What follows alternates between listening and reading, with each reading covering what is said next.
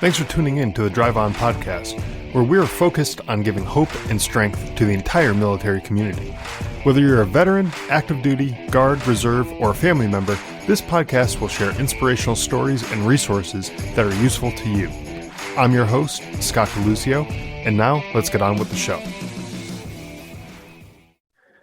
Hey everybody, welcome back to the Drive On podcast. Today, my guest is Diana Soriano. Diana and I actually share a similar story in that we both lost a loved one in Afghanistan while we were stationed there, while we were deployed there. Diana lost her fiancé, Bobby Pagan, in 2010, which also happens to be the same year that my brother was killed in action.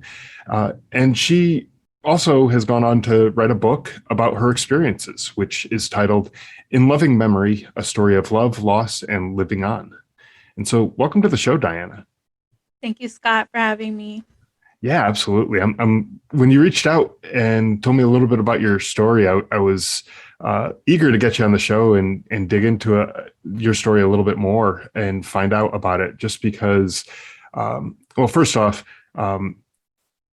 anyone who has gone through a loss like this, it certainly is a story worth telling. There's a lot of lessons that I'm sure you've learned along the way. I know I have in the aftermath of combat related deaths like this, the unexpected deaths that take place. And so there's a lot of lessons to be learned. And I think it's great that you're willing to come on and share your story and talk about your experiences. And really get that information out there to help other people who may be going through similar circumstances, whether it was in the last 20 some odd years of the wars in Iraq and Afghanistan, or even in the future. This country is not immune from wars, so we may be going down that path in the future in some other part of the world, and unfortunately, with war comes situations like the ones that we've both experienced, and I think it's great that you're willing to share your experiences to hopefully help some other people. So, before we dig into your story and your experiences, let's start with a little bit about yourself. What got you into the military? What got your interest in it, and how did you end up meeting Bobby? So, I was raised in a house of domestic violence, and my parents met when they were teenagers. They were actually in middle school, had my brother in high school. There was a lot of issues between them, and my dad was on and off drugs. My mom, when they split, was an alcoholic, and she was very abusive towards me and my brother. So my background was really rough, and it came to a point where I was living with other family members to kind of get away and try to get a break. But I found myself always kind of moving back and forth ever since sixth grade, actually. And then at 17, between my sophomore and junior year, I finally just had enough and ended up living with one last family member, and then from her, I lived with my first boyfriend. And he ended up cheating on me, and we broke up, of course. And so he kicked me out, and I was pretty much homeless. And I was in high school, and I was just determined not to end up on the streets and not to end up doing nothing with my life. My parents made some pretty bad choices growing up, and I just took that as an example of what I didn't want to do. I wanted to do the complete opposite and, be successful in life. And so I joined the military because I was running out of options. Thankfully, I was part of a church program called Celebrate Recovery in Henderson, Nevada with Central Christian Church. And I went there for abuse recovery because I was a survivor of abuse. And my sponsor, Molly, helped me out because, like I said, I was homeless. So she put me in an extended stay hotel until I turned 18, which was, I think, about 3 or 4 months. And then after I was 18, she helped me get into my first apartment down the street from my school. and I had to work 2 to 3 jobs to pay for the bills and the rent for that. So that kind of um, showed academically the stress, what I was going through, and my grades started to decline a little bit, but I was still um, on track to graduate, and I was determined to graduate. But I also had to stop playing sports, so I lost all scholarships. You had to have a certain grade point average. I think it was like a 3.5 or a 3.8 to get a certain scholarship that I was trying to go for, and I lost that. I think I graduated with like a 3.0 or something like that. And so um, I was running out of options, and I felt like all the doors were closing in on me, and it scared me because I was so determined not to turn out like my parents and to make something of myself. And I was like, how am I going to afford to pay for college? Like, what am I going to do with my life? This isn't it for me. And my older brother had moved out a few years before me and joined the military, and he seemed to be doing great. So he was kind of the lead on that, and I kind of always followed in his footsteps as a kid. And so when he was successful in it, I said, if he could do it, I can do it. I never pictured myself in the military, honestly, but it's the best decision I've ever made in my life, and I stand by that to this day. So I joined the military, and off I went to boot camp. Yeah.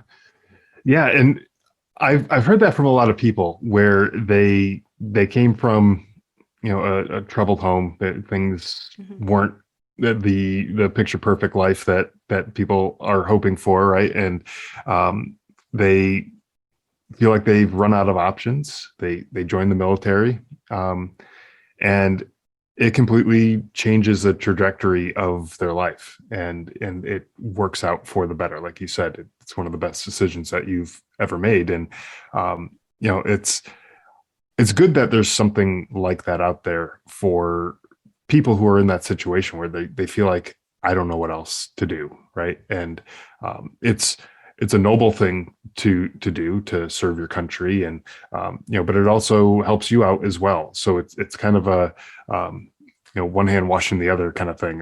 It's you're helping the country out, the country's helping you out, and everyone benefits from it. So I think that's incredible that you found that, and went down that path, as opposed to, like you said, going down the wrong path that would have had you continuing in the footsteps of the life that you were growing up in. So Right. that's great that you did that, right? Um, and what about your fiance? How did you guys end up meeting, and what was that all like? So I had a friend who I met in basic training. Her name is Rendell Logan, now Rendell Logan Torre. And she and I got stationed together at Fort Carson. So we went to basic training together, AIT together, and got stationed at our first duty station together, which is like rare. Mhm. And I had never met her before basic training, so it was kind of cool. She got there before me, about a week before me, and she had met this guy named Bailey. That was his last name. And Bailey happened to be at the DFACT, um, military cafeteria, for those who don't know. Happened to be at a DFAC with a bunch of guys in a booth, and we were leaving the DFAC from the in processing center. And so as we were leaving, she came across Bailey in the booth of guys, and Bobby happened to be with them. And she introduced me and was like, "Hey, this is Soriano," and Bailey and countless other people couldn't pronounce my last name. They say like Serrano, some weird names or whatever. And I just laughed because people always chop up my last name. And Bobby spoke up and he was like, Soriano. And like he rolled the R. And I smiled and I was like, yeah, you got it. And he smiled back and like had my attention. And I read his name tape. And then Bailey said something like smart. And the whole table laughed. But I don't know what he said because I was like focused on Bobby and reading his name tape. And everybody just laughed. And after that, we left. And as we were walking back, I guess somebody wrote to Logan. I don't know if it was Bailey or Bobby or who, and asked if Bobby can have my phone number. And at first I was like, hell no. I don't know him.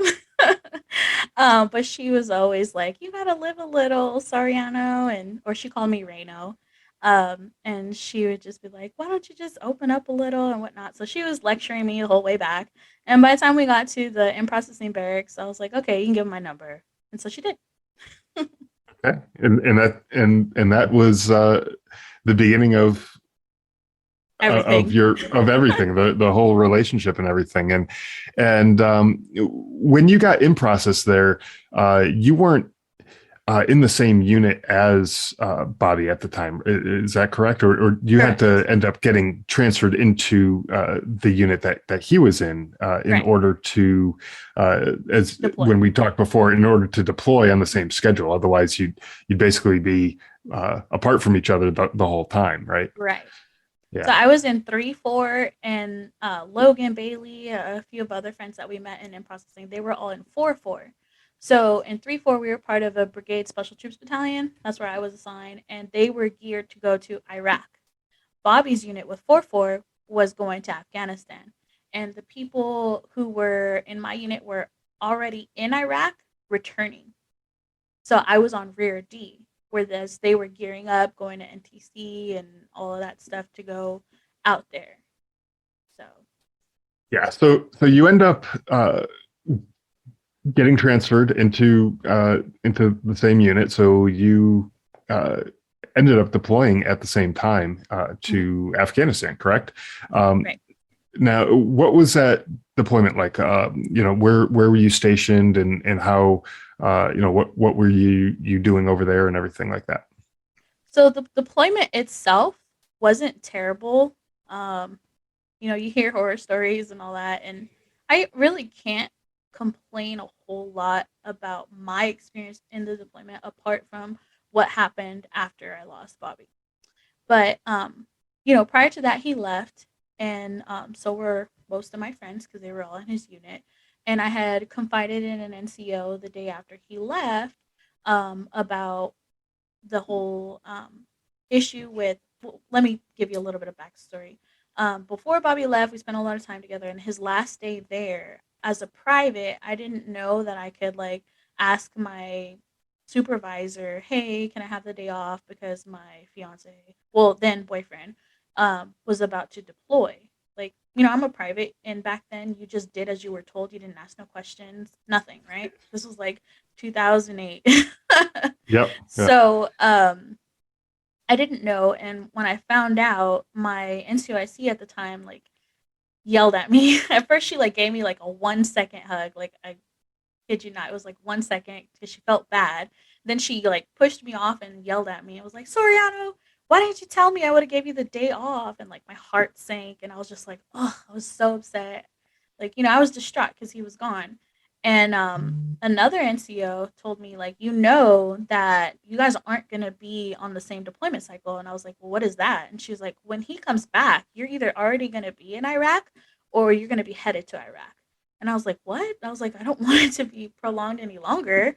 So Yeah. she was like, well, they're always needing people because people get pregnant or things happen and they need females to replace the other ones. So she's like, if I were you, I would have you change deployment cycles and volunteer to deploy for him to get on the same deployment cycle. So I did. And thinking about it, I was like, what the hell was I thinking? But I totally did all over again. Um, so I was like, okay, sign me up. And she had a person who she knew who was her former soldier, Staff Sergeant Ocampo, who to this day is like my favorite NCOIC. And whatever they did the paperwork to get me over to a 4-4, and then I deployed with them. And I happened to be in the same exact S1 shop, HR shop with Logan. So that was cool. Because, like, you go to basic training, AIT, first duty station, end up in the same exact shop in Afghanistan. It's like crazy, right? Right. Right. But I feel like personally, I'm a woman of faith. I have religious beliefs, and I believe in God. And I feel like God did that on purpose. He was setting me up to have the support that I needed.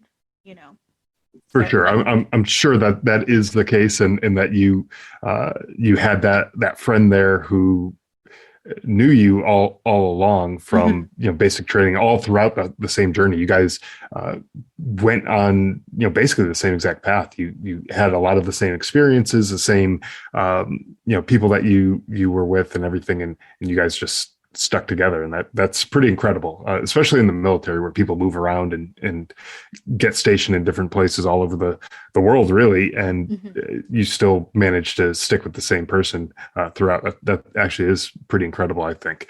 Right, Um, absolutely. yeah. But So I yeah, go oh, ahead. sorry. Okay. So No, I go ahead. got Go ahead. out there and everybody thought I was like brand new out of AIT. So they didn't know that even to this day, some people are like, "What? You were in another unit?" They don't know that I was in 3-4 this whole time. So I get out there and they put me on casualty operations. So basically, it was on the personal readiness management side of the house, and I had to track casualties. I had to work with the medics to get the information on the casualties, send it up to hire, send it back to the states, and whatnot. And the first one was a bit difficult because my first casualty that I had to deal with was a person who was killed in action. Um, and I think it was somebody on Cop Keating, if I'm not mistaken. I think it was like their commander or one of the lieutenants or something. And when you first get the reports, it's kind of vague. And Yeah. so it's like, okay, I think I got this. When you start getting more of the details, that's when it starts getting hard. And I can only imagine what it was like for the people who are actually there. You know what I mean? Right.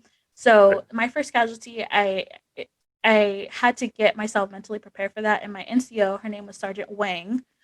She pulled me to the side and she just said, "Hey, you got to have thick skin to be able to work on this side of the house. And I believe you have that thick skin, but you can't let it get to you. I know some of these reports are going to be very difficult to read, um, but you have to do your part. Get like she told me the importance of the job, without going into specific details. Told me the importance of the job and said like I can do it, just drive on.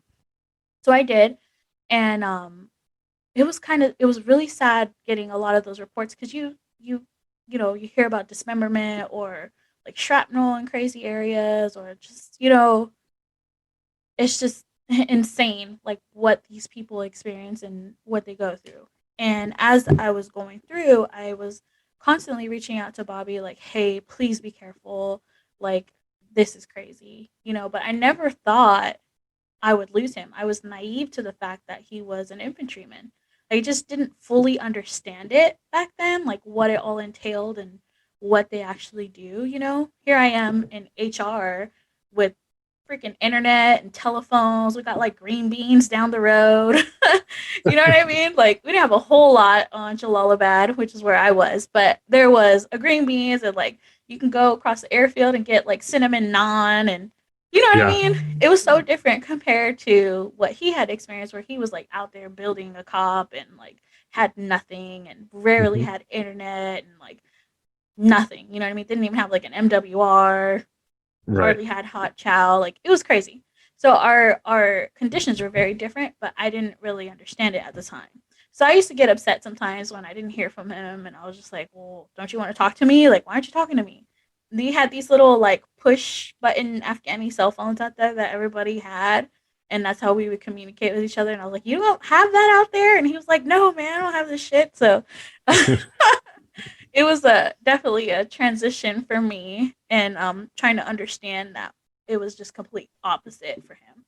And Right. he was actually down south, below Kandahar. We were in the eastern region in Jalalabad, so we were completely separate. His unit, like his battalion, was the only one in our brigade that was pushed down south. So it was weird. I don't know why that was. Um, but he was very far, so Mhm. nowhere near each other. Which was a surprise to us because we thought we'd be like seeing each other here and there and passing or whatever, and it just wasn't the case. Right.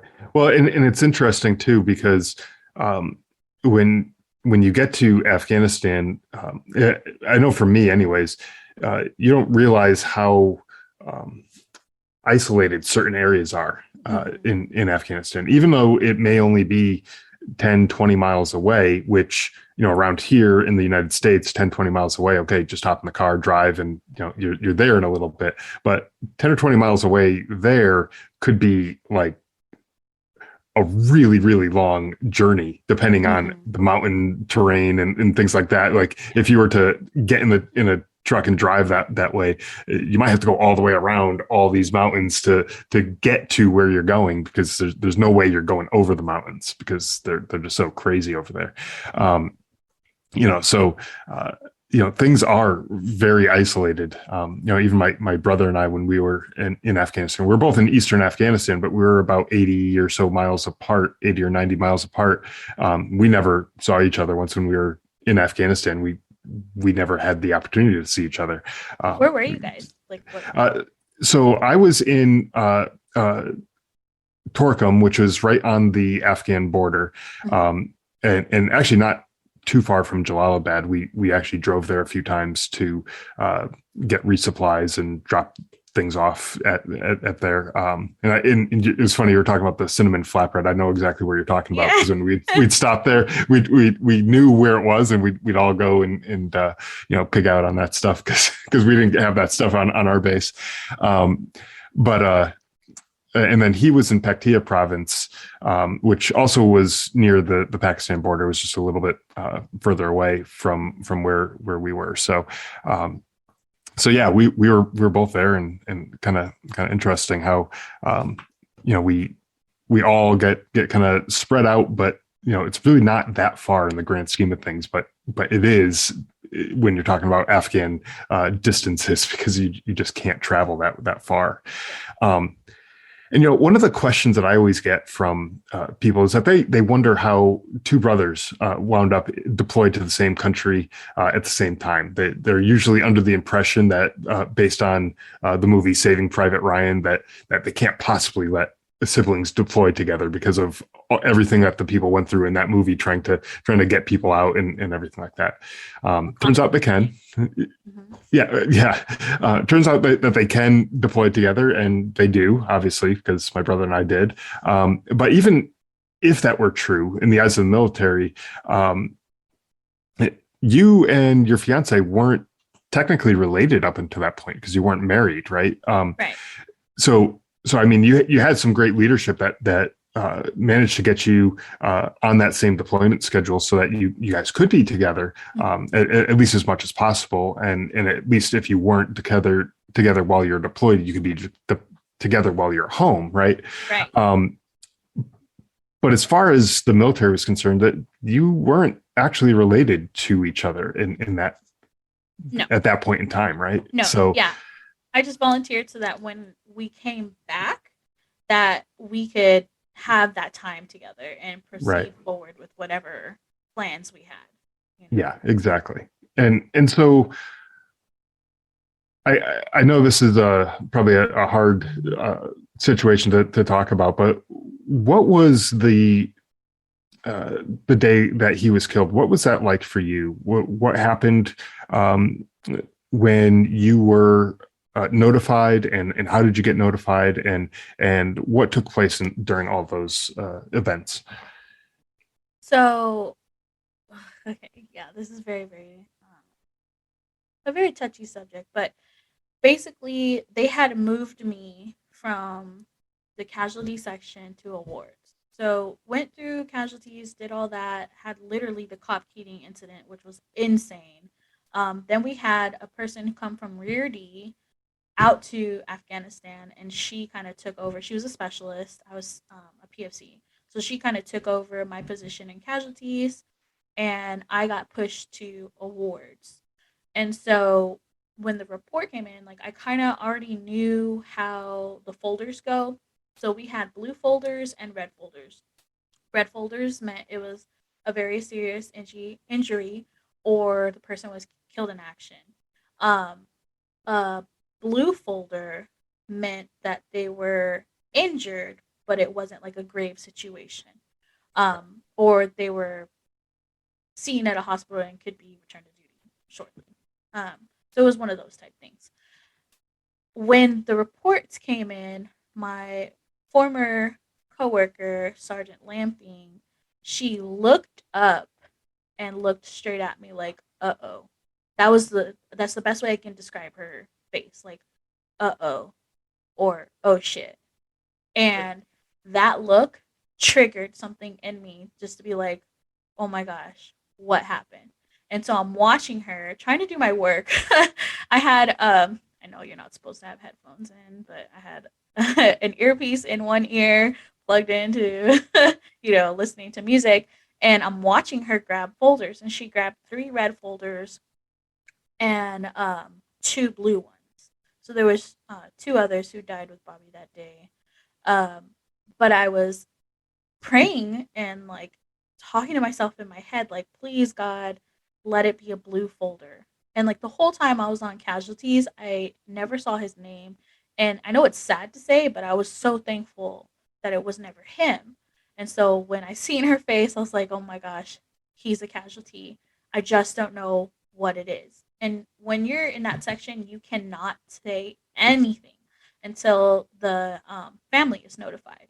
Regardless, it doesn't matter if you're in the same shop, in the same unit, whatever. You can't say anything at all. It's like a blackout until, which means no communication until the families are notified. And so I'm freaking out, and I'm like, what is it? Is it red? Is it blue? Like, is he injured? Like, like, and it sucks to say this, but like in my head, I'm like, does he get dismembered? Like, are his legs blown off? His arm blown? Like, is he okay? Like, I can handle that. Like, I'll, deal with it as it comes.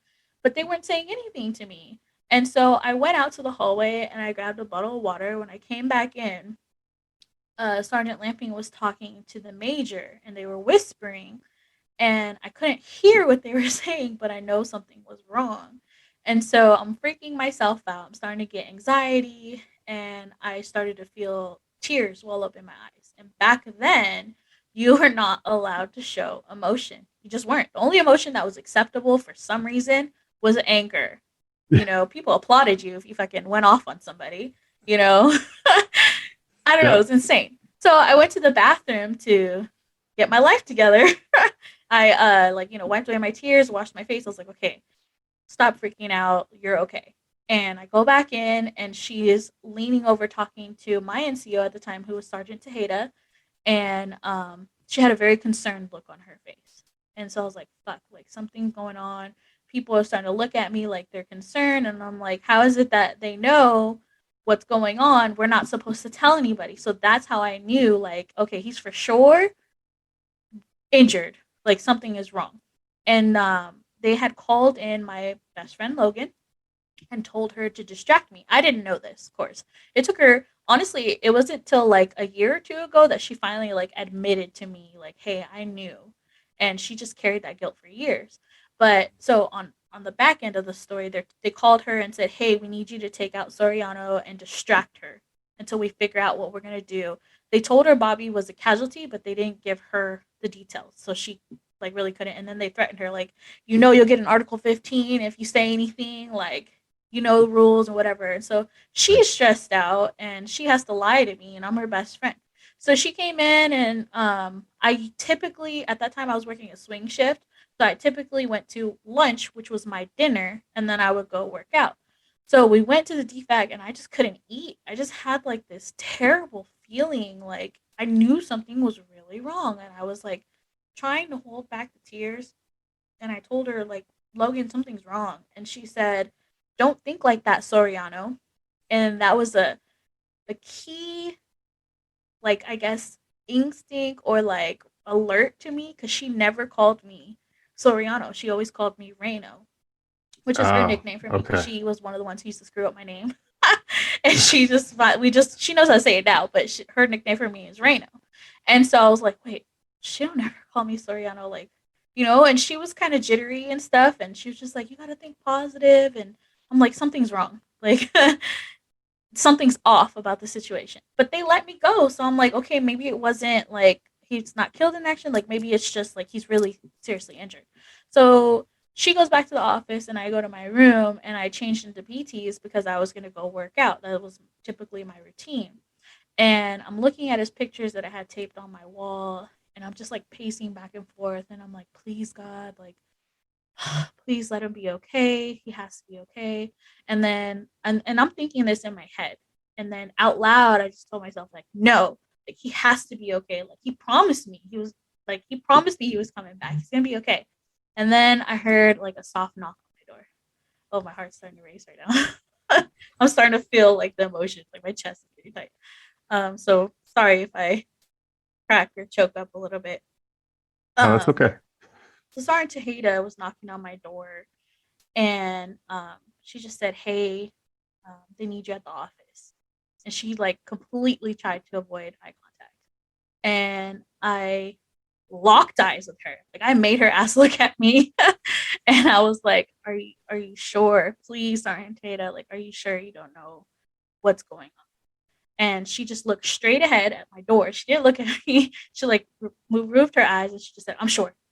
And so I grabbed my rifle and we started walking back to the office. And the office was like really close. I want to say less than 500 meters away, but it felt like it was a 3 mile long walk. And like I was just watching the dust kick up on my feet, the dirt and the gravel, and it was the longest walk of my life. And my heart was pounding. My chest is getting tight. I was shaking. Like, I'm like, something's wrong. I can feel it. I just had this gut feeling. And so she puts in the punch code to the talk and opens it, and we go in.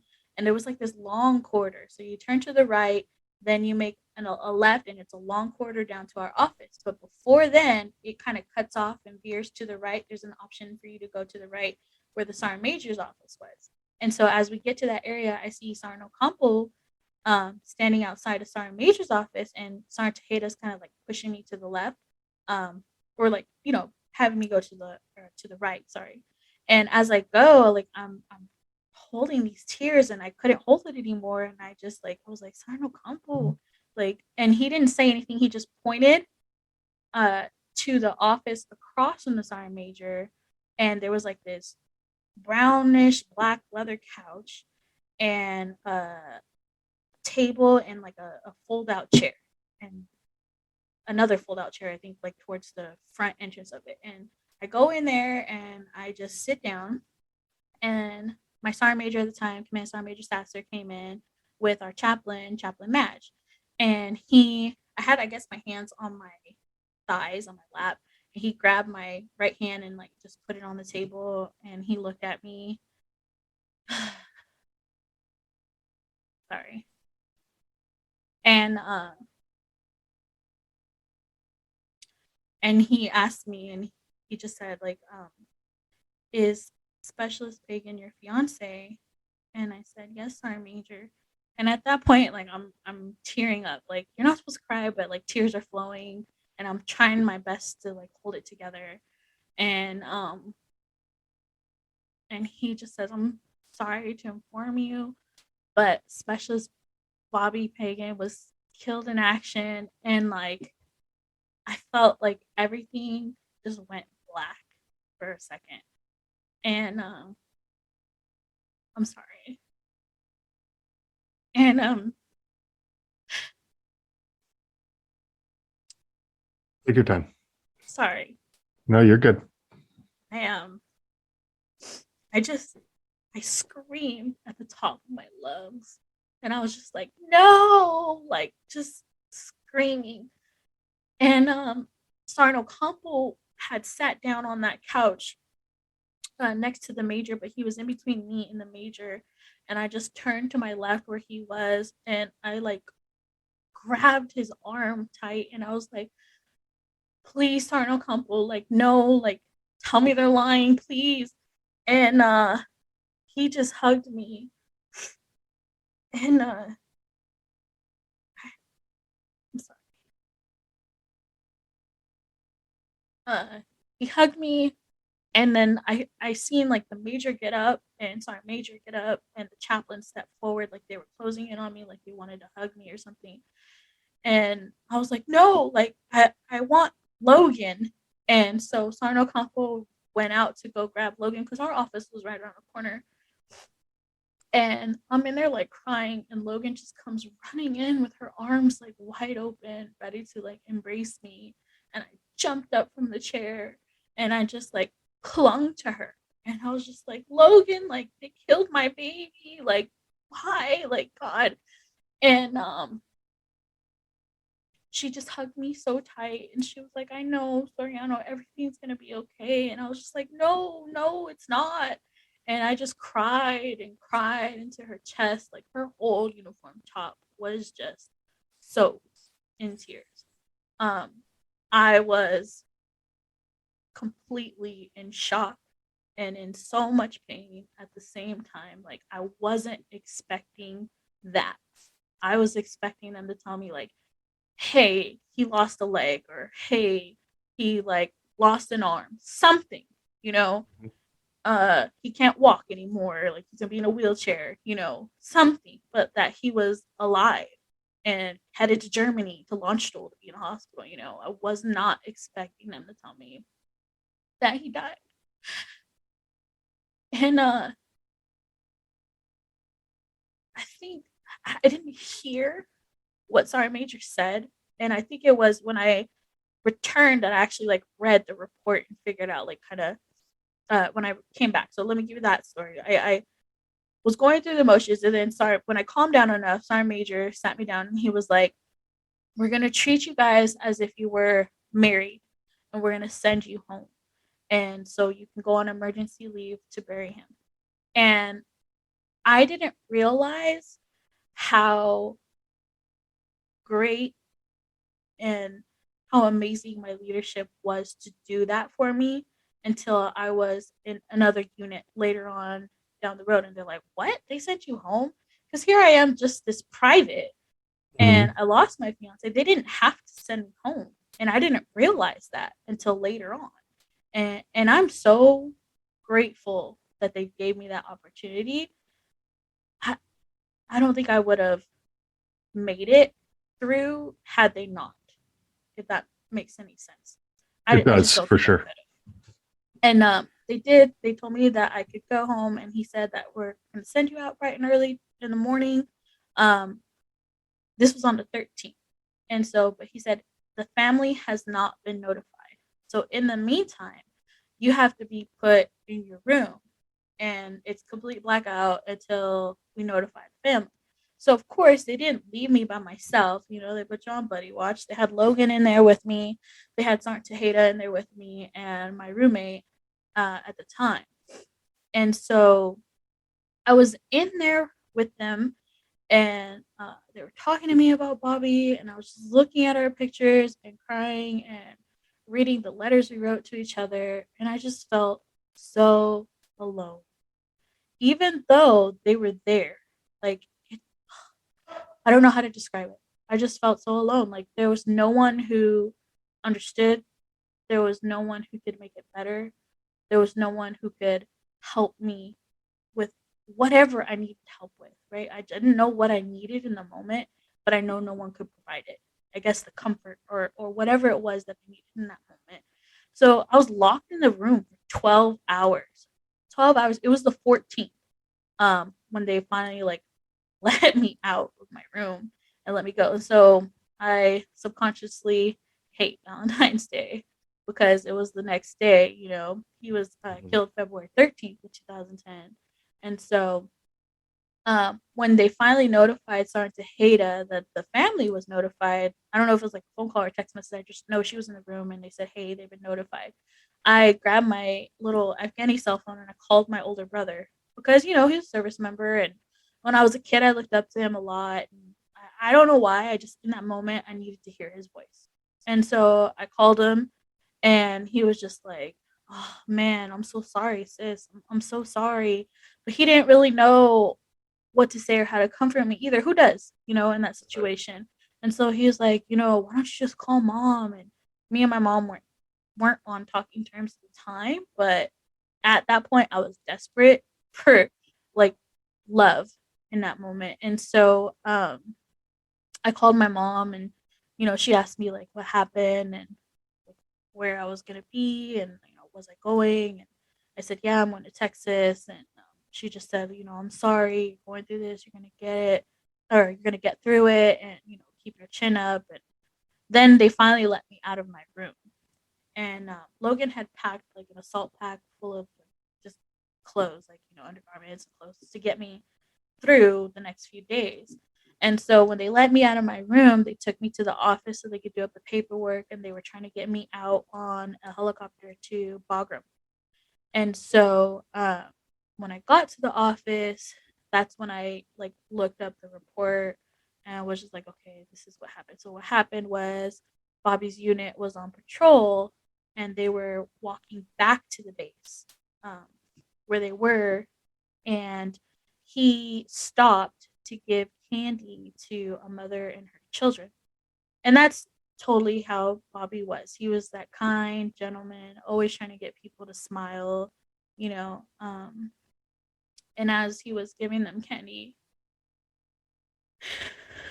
um, an Afghani on a motorcycle drove by and like detonated himself. And he was a suicide bomber on a motorcycle, and he killed Bobby and two others as he detonated himself, and then he injured a couple more.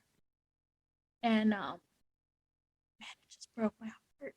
It just broke my heart because he was doing what he does best, which was rendering an act of kindness, and they just killed him.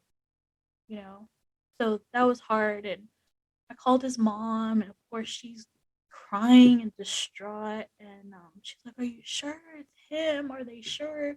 And I said, "Yeah, I'm sure. They verified it was him." But I was hopeful that there was a mistake, because earlier that year there was a mistake with notifying the wrong family for a casualty. They had notified the wrong family for someone who they thought was killed, and it was like a big ordeal. Like my major was pissed, and like I don't know what happened. It was done stateside, and I found out later by reading, through the obituaries and all that stuff, that another person was actually notified. Another family was notified with Bobby's incident for a different soldier in a completely different unit who was out there. And so it happened, but unfortunately, Bobby was in fact killed in action. So I let her know that I was going to go home to Texas and um, be there to bury him. And I had never met Bobby's family before this time. We were planning on going on leave. So the unfortunate part was we had 2 weeks left before we were supposed to go on R&R. And we were planning to go to the Texas coast for a family vacation. I was supposed to meet his family for the first time, and he was going to introduce me as his fiance. And that unfortunately just didn't happen. So I let them know, I was going to take my leave, and I was going to go on emergency leave. So they gave me R&R in conjunction with emergency leave. So I was in Texas for about a month, which I'm thankful for, because I was able to be there for the viewing and for his funeral, and then for the memorial that they had with the unit back on Rarity.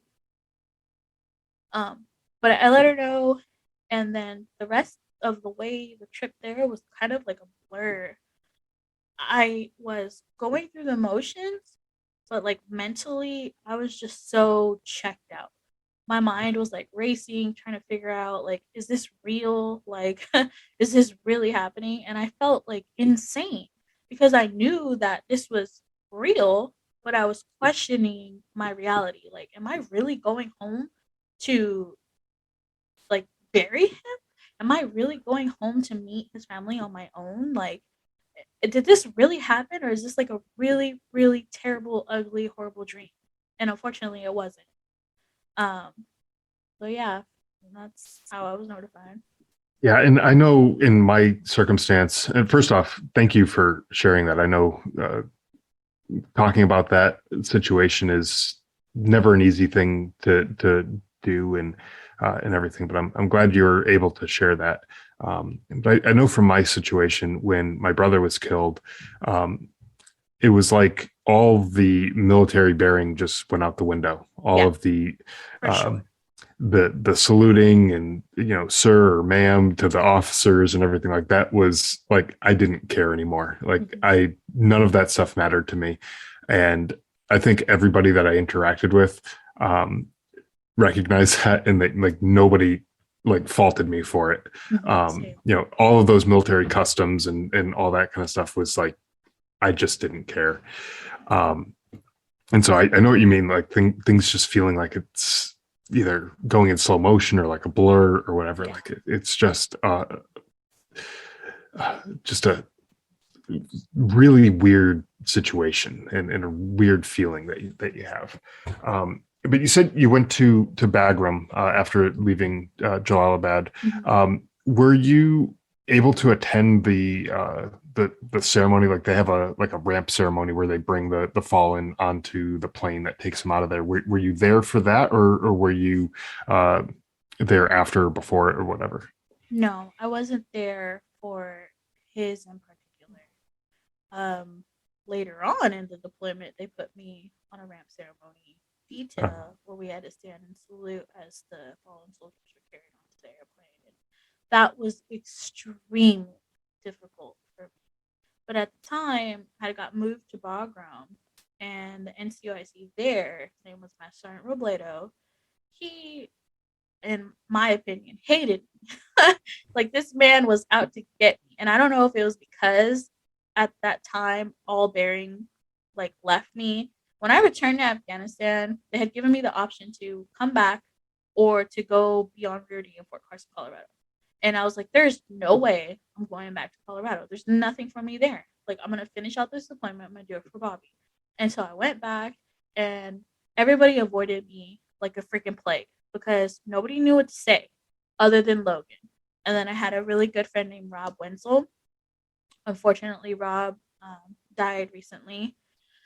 And he pushed me in the gym. He was my workout buddy, and he just let me vent all the time and cry. And then he was like, okay, now we're going to let it out with a workout. And I did. And I was so thankful for him. But other than those two, honestly, people didn't talk to me. I don't know if it was they were scared to talk to me because they didn't know what to say, or they were just scared of my wrath. Because if you pissed me off when I got back, I just didn't care. I was going to cuss your ass out, threaten you, like, get the hell out of my way. Don't say shit to me. Like, it was a really, really bad time for me as far as bearing. And I got into it with my NCOs, and they just had so much patience and grace with me that looking back, I'm like, why the hell did they not like put me in my place or demote me, or like I was a private, you know what I mean? Like right, cussing right. out this like Sergeant E5 and like, oh man, it was just terrible, you know? But I also understand the aspect that like they knew I was grieving, and so they gave me that grace. Um, so I Right. understand, but I feel like that was a semi failure because I continued on my path for a hot minute like that. Right. um, Yeah. So, but yeah, so, sorry. so you went back to Afghanistan and you were, you finished out that deployment, which, to me is pretty incredible. I know when I came home after my brother was killed, I didn't go back to Afghanistan, and honestly, I don't know how I would have been able to go back. How I would have managed, and I can't imagine how you managed after that type of loss, and then getting sent back. Obviously it was your choice. You had the option of staying in Colorado or going back to Afghanistan. But to me, it just seems like that would have been an incredibly hard decision to make. But It that's what you was, did. Yeah. but honestly, I feel like I made that decision because my support system was in Afghanistan. Right. Logan was in Afghanistan, and there's no way I would have been able to reach her, like on a daily basis or as needed if I was back in the States. Because communications back then weren't. It wasn't very easy. Like we didn't have cell phones like FaceTime and all that crap back then. This was Right. 2008. Yeah. Well, actually, by then it was 2009, 2010. So it was very different, and I needed that support system in that time. So I felt like I just needed to go back because that's where they were, you know. Yeah, sure. Now, what was the healing process like for you? So you're in Afghanistan, obviously. You're having a little bit of trouble while you're over there, right? And fortunately, the people who were there were giving you that grace and understanding that you needed to kind of get through that deployment. But what about when you got home? What was the process like for you, and how did that take place? It was very chaotic, to say the least. So, of course, in Afghanistan, you stay busy. You don't really have much else to do but work and work out. So I stayed really busy. And when I got back home stateside, it was not so busy. So you have work, your work hours, and then after that, you have your downtime in the evenings. And the evenings were so hard for me. I couldn't sleep. I was struggling. Like, I didn't really want to eat too much. I didn't want to go out. I was really grieving. I was really Mhm. in depression. And of course, like I said back then, you weren't really supposed to show any kind of emotion, but they accepted anger outbursts for whatever reason. Back then, they thought you were squared away if you were cussing out some person who was lower ranked than you, trying to get them squared away, right?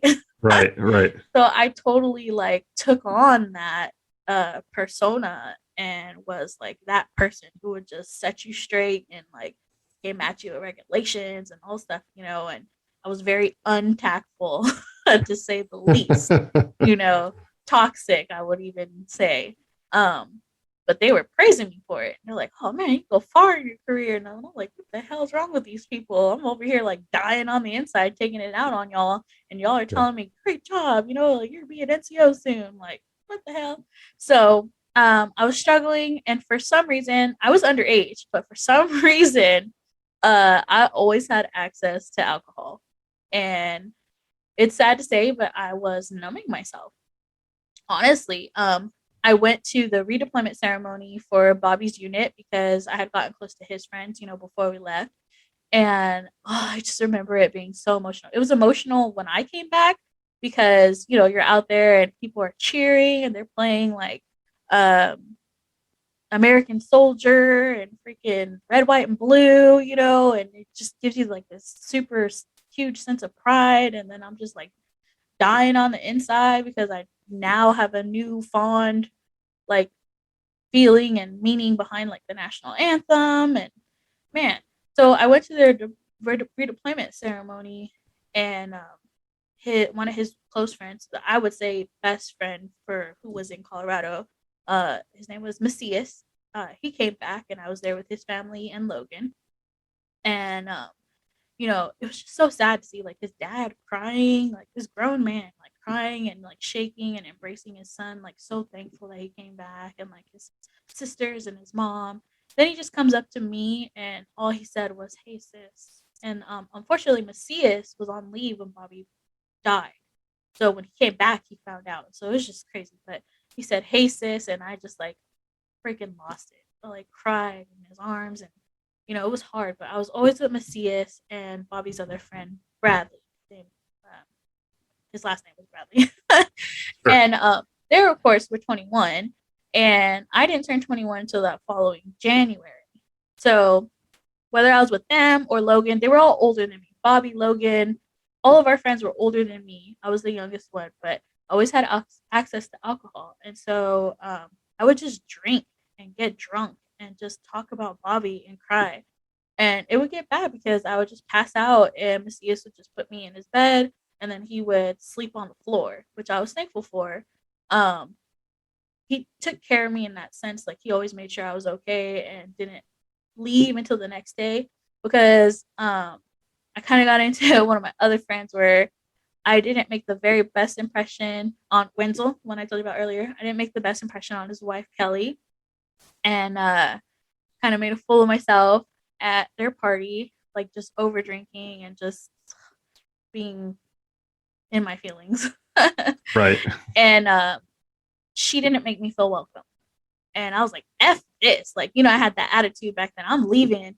And he was like, nope, no, you're not. You just drank. Like, I'm not giving you your keys. And he took the keys. And I was so mad. I was like, I want to get the hell out of here. And this other NCO happened to be there. I don't remember his name. I just remember he was like a redhead. And he just like yelled at me and cussed me out in front of everybody. And I was so pissed because someone finally put me in my place. Right. And I was just like, oh, Right. hell no. So I'm on the verge of tears, and I'm just like pissed off, and I storm out, and little did I know, like my wallet, my freaking ID card to get on the post, everything's in my vehicle, and freaking Wenzel has my damn keys. So all I have is my cell phone. And I call Logan. I'm like, Logan, he took my damn keys and I can't get back. And she agreed with him, of course, because they're sober. And they're like, Right. you're not gonna drive drunk. And I was so pissed. And I was like one of the only arguments I've ever had with Logan in my life. And it just got so ugly in that moment. I was just like, what am I doing with myself? Like, like I'm losing friendships, and like I seriously, seriously value both of their friendships, especially Logan's. And I was like, I gotta get it together. But unfortunately, that just still didn't stop. It wasn't until I was sexually assaulted that I was like, okay, cold turkey, I'm done with this shit because my decisions are causing me harm in the long run. And I had to stop drinking. That was my wake up call. Like, Diana, stop. Get your shit together. Like, you're not an alcoholic. You just need to deal with this and find a different outlet. You know what I mean? Right. Yeah, for sure. And unfortunately, that is a coping mechanism that a lot of us choose to use. Just self-medicating with alcohol, just numbing that pain, and it works temporarily, but the pain doesn't actually go away. It just Exactly. makes it feel like it's not there for a little while, and that's it's not the best way to go, is it? Right? No, not at all. I would not recommend. No, exactly. So, um, if you were to have one message that you'd like to get across to other people who maybe experienced a loss, maybe not exactly the same way that you did, but maybe it's a military related loss or some other unexpected kind of loss like that. What would you like that message to be? What would you like to tell these people and have them take away from your story and your experience? So I guess the main message that I want to put out there is, no matter how difficult the circumstances are, and even if you may feel like you're just never going to get through it, God will get you through it. You know what I mean? If it's 1 hour at a time, 1 minute at a time, like a moment at a time, you're going to get through it. I would also say, let it out. I stuffed and stuffed for years those emotions, trying to hide it, trying to be strong. And here I am going on 12 years later, and I'm still dealing with these emotions because I stuffed it. It's okay to cry. It's okay to let it out. And I would say find a healthy outlet, whether that be writing, whether that be exercising, whether that be going to seek therapy, whatever it is that's going to help you to let it out in a healthy way. I recommend it. But know that you're not alone. For one, there's so many people who understand loss. They may not understand your particular situation or circumstance, but they understand the feeling that you're going through with loss, with the grieving and the emptiness and the feeling of abandonment. Honestly, because people they don't talk about like that feeling of abandonment from your loved one. None of that. But people understand, people care, and it's gonna be okay. I honestly feel like the pain never goes away. At least in my experience, it doesn't go away. You learn to live with it. You learn to live without your loved one. So there's kind of like a void. You know what I mean? Right. But life has to go on, and you're gonna go on with life. You're gonna be okay, one step at a time.